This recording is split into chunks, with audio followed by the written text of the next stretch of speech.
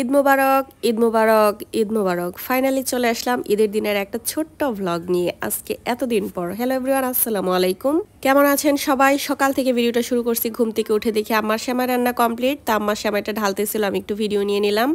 আর আমাদের মজনু মিয়া দেখি এসে বিছানার মধ্যে বসে আছে, ওকে বলতেছিলাম গোসল করবে নাকি ঈদের দিন। আর মেহজাবিন এখনও ঘুমাচ্ছে, আর এখনও অনেকটাই সকাল, সবাই নামাজে চলে গেছে। এর মধ্যে আমাদের গরুটাও চলে আসছে, তো ভাবলাম একটু গিয়ে দেখে আসি, যেহেতু কোরবানির গরু, তো একটু না দেখলে তো আর হয় না। আর এটা হচ্ছে আমাদের সামনের গেট, তো আমি যেদিক দিয়ে বের হয়েছি সেটা হচ্ছে পিছনের গেট, আর এই উঠানটা হচ্ছে আমাদেরই। তো উঠানের মধ্যে গরুটাকে সকাল থেকে বেঁধে রাখছে, একদম অবস্থা খারাপ করে ফেলছে। আর রাত্রে যেহেতু বৃষ্টি হয়েছে, এবার যে ঈদের মধ্যে কি একটা অবস্থা, এত বৃষ্টি ছিল। যাই হোক, দিনের বেলা তারপরে বৃষ্টি হয় না, এটা একটা সুবিধা হয়েছে। না হয় কোরবানির পশু কাটা অনেক বেশি কষ্টকর হয়ে যেত সবার জন্য।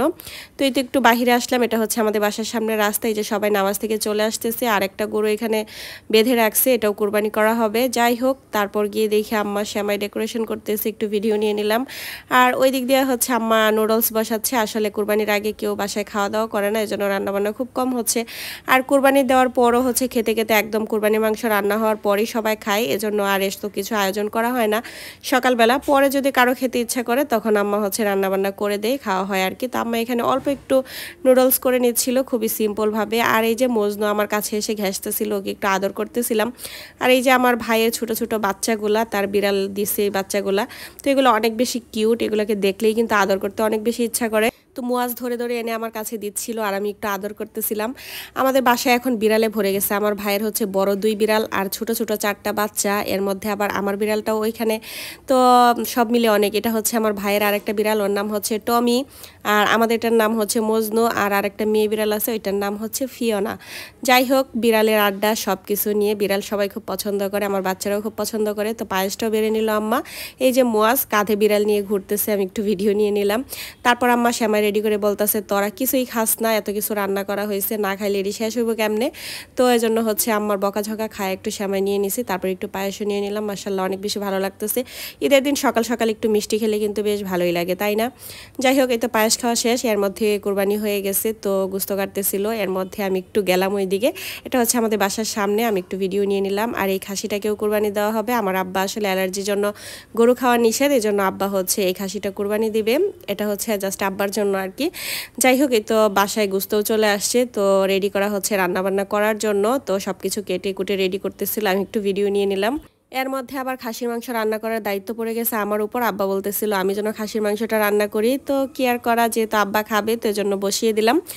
আর সবার আগে খাসির মাংসটাই রান্না হচ্ছে, আর গরুর মাংসটা রান্না করবে আমার স্বামী, কারণ বরাবরই ঈদের মধ্যে বড় পাতিলে গরু মাংস রান্নার দায়িত্ব থাকে আমার স্বামীর উপর। কারণ বড় পাতিলে রান্না কিন্তু অনেক বেশি ভালো লাগে, তখন প্রায় 6-7 কেজি 8 কেজির মতো রান্না হয়, অনেকখানি মাংস, সেটাই সেই রান্না করে। যাই হোক, এই তো সব মশলাপাতি দিয়ে আমি একদম সুন্দর মতো করে ভাজা ভাজা করে নিচ্ছিলাম। আদা, রসুন, জিরা, পেঁয়াজ, তারপর হচ্ছে গোটা গরম মশলা যা যা লাগে আর কি, হলুদ গুঁড়া, মরিচের গুঁড়া, ধনিয়ার গুঁড়া, একদম সব কিছু একসাথে দিয়ে দিছি। সব কিছু দেওয়ার পর আমি খুব সুন্দরভাবে মশলাটাকে ভাজা ভাজা করে নিব। তারপর আমি একটু পানি দিয়ে আবারও অনেকক্ষণ পর্যন্ত কষিয়ে নিব। খাসির মাংসের মধ্যে কিন্তু একটা বাজে স্মেল থাকে, মশলাটা ভালোভাবে কষিয়ে নিলে বাজে স্মেলটা একদমই পাওয়া যায় না। তার মধ্যে আবার একটু লেবুর রস দিয়ে দিছি, লেবুর রসটা অবশ্যই দিবেন, তাহলে দেখবেন খাসির মাংসের মধ্যে একদমই কোনো বাজে স্মেল পাবেন না। আর খাসির মাংসটা রান্নার আগে অবশ্যই আধা ঘন্টার মতো লবণ পানিতে একটু চুবিয়ে রাখবেন, তাহলে একদমই হচ্ছে বাজে স্মেলটা থাকবে না।